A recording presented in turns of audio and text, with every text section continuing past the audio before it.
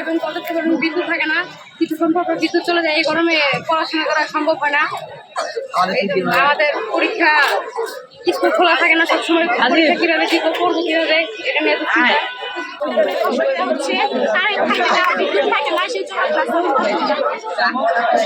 এই গরমে ক্লাস করাটা কি আপনারা কিভাবে কতটা কমফোর্টেবল?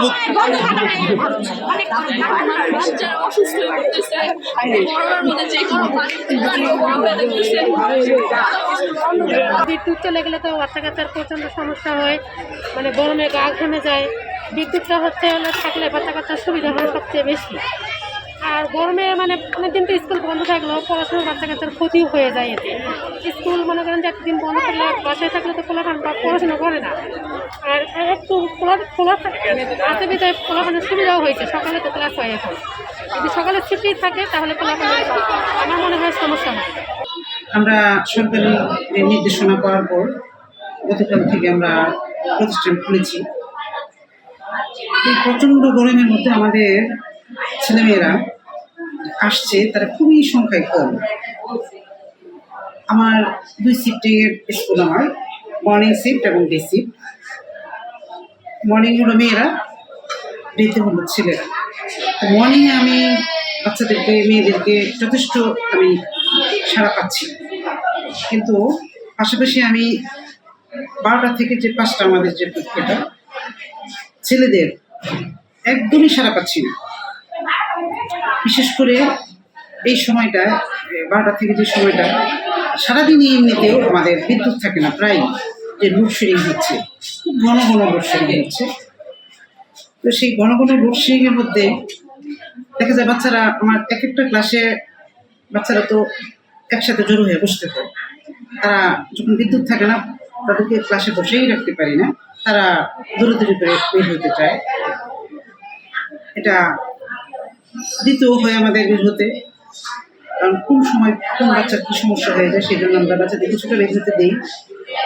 আমরা সমস্যায় করতে গেলে আমরা লোডশেডিং সমস্যাটাই আমরা বেশি করে করছি। আমি বাচ্চাদের যাতে খেলাধুলা না করতে পারে, এই জন্য বাচ্চাদেরকে প্রতিটা ছাত্রদেরকে নিয়ে বাচ্চাদেরকে বারবার আমরা সেভাবে উদ্বুদ্ধ করেছি, এই রোডে তোমরা যাবে না। এখন আপাতত আমরা কিছুদিন রোডের জন্য খেলাধুলা বন্ধ রেখেছি। মাঠে কোনো মতেই তাদেরকে রোডে দিতে দেই না, আমরা সেই ব্যবস্থা করেছি যাতে করে তারা দৌড়া ছুটোছুটি না করতে পারে। আমরা আমাদের একটা পানির ট্যাঙ্ক বড় ধরনের আছে, এখানে আমরা প্রায় ঠান্ডা পানি বারবার উঠাচ্ছি যখন বিদ্যুৎ থাকে। বাচ্চাদেরকে আমরা অলরেডি বলে দিয়েছি, তারা বোতল দিয়ে বাসায় রুমে নিয়ে একটু পরপর পানি খাবে। আর যাদের আর একটু সমস্যা, তারা বারবার নিচে আসে, আমাদের এখানে পানিতে ঠান্ডা পানির ব্যবস্থা করেছি। ওরা এসে দেখা যায় পানিও খায়, সাথে সাথে হাতে মুখে দিচ্ছে। মানে ওদেরকে সহনীয় পর্যায়ে রাখার জন্য আমরা যতটুকু প্রয়োজন সেভাবে তাদেরকে হেল্প করছি। আমি এই অল্প সময়ের মধ্যেই আমি ওই লোকদের সাথে যোগাযোগ করেছি, কিছু অভিভাবক আমার কাছে আসছেও, তাদের সাথে কথাও বলেছি যে যেই বাচ্চাদের এই একটু শ্বাসকষ্ট, অ্যাজমা বা অন্যান্য অনেক সময় হার্টের অনেক বাচ্চাদের সমস্যা থাকে, বিভিন্ন সমস্যা যাদের থাকে, অভিভাবকদের বলেছি যে এই মাসটা আপনাদের ওদেরকে একটু আমরা দেখবো, কোনো অসুবিধা নেই। যাদের শারীরিক অসুস্থতা থাকবে, শারীরিক মানসিক অনেক অসুস্থতায় থাকে ওরা যেন এই মাসটা আমাদের, এই যদি কয়েকদিন তাপমাত্রা বেশি থাকে, যেমন আজকেও আমাদের এখনো তাপমাত্রাটা আমাদের লাইক ফিল করছি আমরা 41 হ্যাঁ। তো এরই মধ্যে আমরা এভাবে বাচ্চাদেরকে অভিভাবকদের বলতেছি যাতে ওই বাচ্চাদেরকে অন্তত না পাঠায়, তাদেরকে একটু যত্ন নেয়, বাসায় রেখে কেয়ার করে। বাচ্চাদের একটা অলরেডি আমাদের একটা টিম রেডি করা আছে, আমাদের টিচারদের সাথেও এটা অ্যাড করা আছে। তার উপর পাশে আমাদের একটা স্বাস্থ্য ক্লিনিক আছে, ওই ডাক্তারের সাথে আমি সার্বক্ষণ যোগাযোগ রাখছি যাতে করে যে কোনো সমস্যায় উনি তাৎক্ষণিক আমাদের এখানে আসতে পারে, আমাদের সেই প্রয়োজনীয় ব্যবস্থা নিতে পারে। আর বেশি কিছু হলে পরে আবার আমরা এর বাইরে